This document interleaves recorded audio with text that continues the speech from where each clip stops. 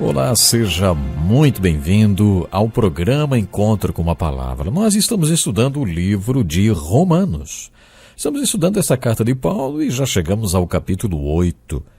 Nós terminamos o último programa falando sobre as más notícias do capítulo 8 de Romanos. Falamos sobre a lei e que, se não temos a ajuda do Espírito Santo, ela nos revela a lei do pecado e da morte e aí também acaba nos revelando como somos miseráveis.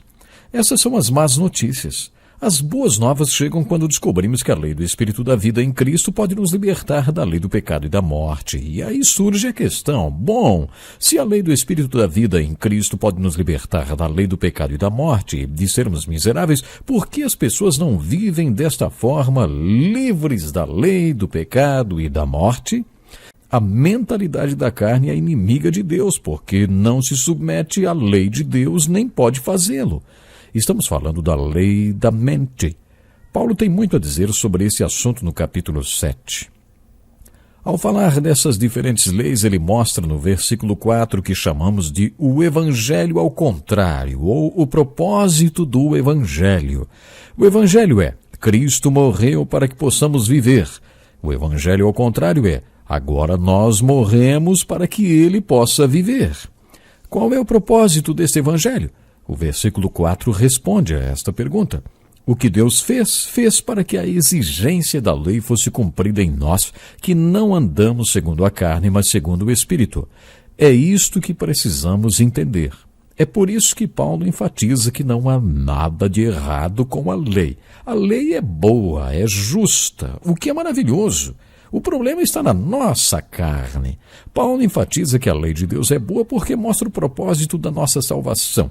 Que possamos obedecer à lei, que a exigência da lei seja cumprida em nós, que não andamos de acordo com a carne, mas de acordo com o Espírito.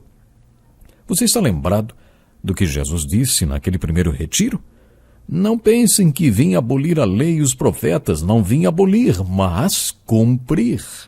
Jesus disse isto aos discípulos que seriam sua resposta e solução, o sal da terra, a luz do mundo. Ele disse: se a justiça de vocês não for muito superior à dos fariseus e mestres da lei, de modo nenhum entrarão no reino dos céus. Jesus não queria que seus discípulos fossem discípulos sem lei. O propósito de Deus na nossa salvação é a redenção do homem, a restauração do homem. Temos que voltar um pouco e perguntar por que Deus criou o homem, hein? Sabe, às vezes ouço a seguinte resposta: Deus estava só e queria companhia. Existe até uma música que diz isso. Não foi por isso que Deus criou o homem, não. De acordo com as Escrituras, Deus criou o homem porque queria ter uma criatura dentro da sua criação que fosse um reflexo da sua imagem e semelhança, que mostrasse ao resto da sua criação como ele era. Não sabemos muito sobre Adão antes de cair, mas sabemos que ele era o reflexo da imagem e semelhança de Deus. Mas quando Adão caiu, feriu esta imagem e o propósito da salvação que lemos em Gênesis capítulo 3. Deus começou a perseguir o homem com perguntas para tirá-lo do seu esconderijo. Deus foi atrás do homem para colocá-lo de volta onde ele estava antes de cair. Por isso, a razão por que ele nos justifica, nos declara justos, nos perdoa e nos equipa para vivermos como ele quer, é para que possamos cumprir o propósito para o qual ele nos criou. A palavra redenção significa comprar de volta, ou trazer de volta, recuperar ou restaurar. Esta é a grande questão. A razão por que Deus nos deu a lei nas Escrituras foi porque Ele quis mostrar a sua vontade para o homem e mostrar como o homem deveria viver, tanto no Velho como no Novo Testamento, desde o Monte Sinai até o Sermão do Monte. Deus está tentando nos mostrar como Ele quer que vivamos, porque desta forma mostraremos ao mundo como Ele é. Mas o ponto que Paulo desenvolve no capítulo 7 é que não conseguimos fazer isto na carne. A natureza humana, sem a ajuda de Deus, não consegue fazer isso. O capítulo 8 traz as boas novas. A lei do Espírito da vida em Cristo pode fazer isto. Ela pode nos fazer viver da maneira como Deus traçou para o crente no Velho e no Novo Testamento. O propósito da nossa salvação é que os requisitos justos da lei sejam cumpridos naqueles que andam não de acordo com a carne, mas de acordo com o Espírito. Isto pode ser chamado de o evangelho ao contrário, evangelho vivo ou de o propósito da nossa salvação. A partir daí, Paulo apresenta a terceira e a quarta lei espiritual. A primeira lei espiritual, já falamos, são as más notícias. A lei de Deus, sem a ajuda de Deus, revela em nós a lei do pecado e da morte. Estas são as más notícias. Mas a terceira lei é a lei do Espírito da vida em Cristo. E a quarta lei é a lei da mente. Eu posso voltar a minha mente para a carne ou para o Espírito. Nesse capítulo, Paulo fala sobre a terceira e a quarta lei. Ele fala sobre o Espírito e sobre a mente, sobre ter a mente voltada para a carne ou para o Espírito. Esta é a ênfase do capítulo 8. Nos 7 primeiros capítulos desta carta, Paulo mencionou o Espírito uma vez. E agora, no capítulo 8, ele menciona o Espírito Santo 20 vezes. E também fala muito sobre a mente e sobre viver. O assunto que ele desenvolve neste capítulo é vida no Espírito, viver no Espírito. As leis espirituais, número 13 e número 4. A lei do Espírito de vida em Cristo e a lei da mente. Ouça com atenção os versículos 5 a 7 desse capítulo. Diz assim: quem vive segundo a carne tem a mente voltada para o que a carne deseja, mas quem vive de acordo com o Espírito tem a mente voltada para o que o Espírito deseja. A mentalidade da carne é morte, mas a mentalidade do Espírito é vida e paz. A mentalidade da carne é inimiga de Deus porque não se submete à lei de Deus, nem pode fazê-lo. Quem é dominado pela carne não pode agradar a Deus. Esta é a ênfase desta carta. Podemos citar várias outras passagens das Escrituras que falam sobre este mesmo assunto. Os capítulos 4 e 5 da carta de Paulo aos Gálatas são um exemplo. O capítulo 3 também fala sobre a mesma coisa, sobre estas duas entidades em você, espírito e carne. E estas duas entidades estão guerreando uma contra a outra. Na carta aos Gálatas, Paulo fala que a melhor defesa é o ataque e mostra como podemos viver tendo a carne controlada pelo Espírito. Neste capítulo de Romanos, ele fala a mesma coisa. O que Paulo ensinou neste capítulo foi enfocado por um dos meus autores preferidos, que infelizmente quase ninguém lê, Henry Drummond. Este homem foi um grande pregador. Na verdade, ele era um professor escocês de botânica que dava aulas em Cambridge. Apesar de ter feito seminário, nunca foi ordenado pastor. Ele se manteve na área acadêmica. Além disso, ele era um excelente atleta e também tinha um ministério com homens. Durante anos, todos os domingos à noite, ele reunia 1000 homens na Universidade de Cambridge e pregava para eles. Eu tenho um livro com 22 destas mensagens e algumas delas são simplesmente fantásticas e mostram o grande discernimento que ele tinha. Eu particularmente concordo com tudo que ele dizia, tenho muita identificação com ele. Uma dessas mensagens pregadas em Cambridge intitula-se Os 3 Fatos do Pecado. Vou tentar resumir para você em poucas palavras. Os 3 fatos do pecado são: existe uma pena para o pecado.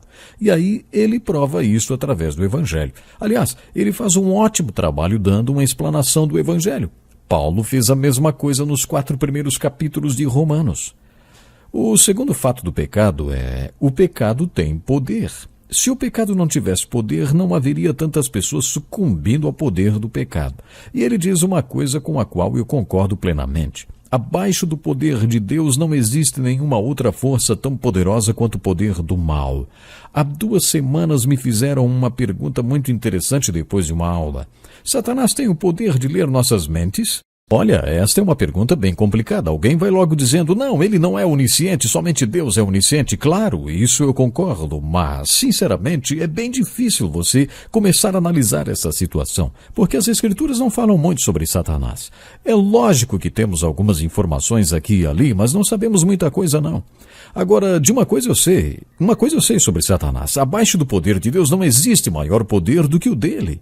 No início do meu ministério, eu participei de uma conferência de jovens durante a qual muitos deram seus testemunhos. Eu me lembro bem que uma moça de repente se levantou e disse, faz tempo que eu estou tentando me levantar para dar o meu testemunho, mas o diabo estava sentado no meu colo. Aí então o palestrante disse, sabe de uma coisa? O diabo é muito maior do que você imagina. Ele não sentaria no seu colo, não. Você precisa rever o seu conceito sobre o diabo. Sabe, o inimigo, Satanás, é uma força tremenda. mas o poder de Deus é maior do que o do diabo. Não se iluda a respeito disto. O pecado é uma força. Este é o segundo fato do pecado. O terceiro fato é: o pecado tem um preço, ou sempre deixa uma mancha. E Drummond chama de a mancha do pecado. Falando para universitários, ele explicou que quando um jovem sai pelo mundo é como se ele saísse sem nenhuma mancha em suas vestes. Mas aí, as manchas começam a aparecer sempre em duplas, porque geralmente o pecado tem irmão gêmeo, e as manchas começam a aumentar. Logo, suas vestes estão como o avental de um pintor, todo cheio de manchas, as manchas do pecado. O pecado deixa suas cicatrizes, às vezes cicatrizes irremovíveis. São suas consequências. Este é o terceiro fato do pecado. Esta foi a primeira mensagem de Henry Drummond e, dando continuidade a esta série, pregou sobre os 3 fatos da salvação. E o primeiro fato da salvação é que a pena do pecado já foi paga. Portanto, não há mais condenação. Essas são as boas novas e o primeiro fato da salvação. Não existe mais pena por causa do que Cristo fez na cruz por nós. Isto é o Evangelho. E depois, o segundo fato da salvação: Jesus Cristo ressuscitou dos mortos. Por isso, contamos com o poder do Cristo ressurreto e com a união com Ele. E em união com Ele, temos o poder para vencer o pecado. O pecado tem poder, mas nós temos um poder ainda maior quando estamos em Cristo e quando o seu Espírito está em nós. Aquele que está em vocês é maior do que aquele que está no mundo. O terceiro fato da salvação tem a ver com a mancha do pecado. E aí Drummond diz que existe um tipo de fratura neste fato da salvação, porque até Deus está limitado. Nem mesmo Deus pode remover aquelas manchas e cicatrizes irremovíveis. Depois que você quebra um ovo, não dá para desquebrá-lo de novo. Quer dizer, tem coisas que não podem ser desfeitas. Mas o fato da salvação relacionado a isto é: aos olhos de Deus não existe nenhuma mancha. Bom, o meu tempo hoje já acabou, que pena, mas no próximo programa nós vamos estar falando dos outros fatos da salvação. E será muito bom contar com você para o próximo programa. Então até lá, Deus lhe abençoe. Este é um estudo escrito pelo Dr. Dick Woodward, na voz do pastor Edson Bruno. Até o nosso próximo encontro com a palavra.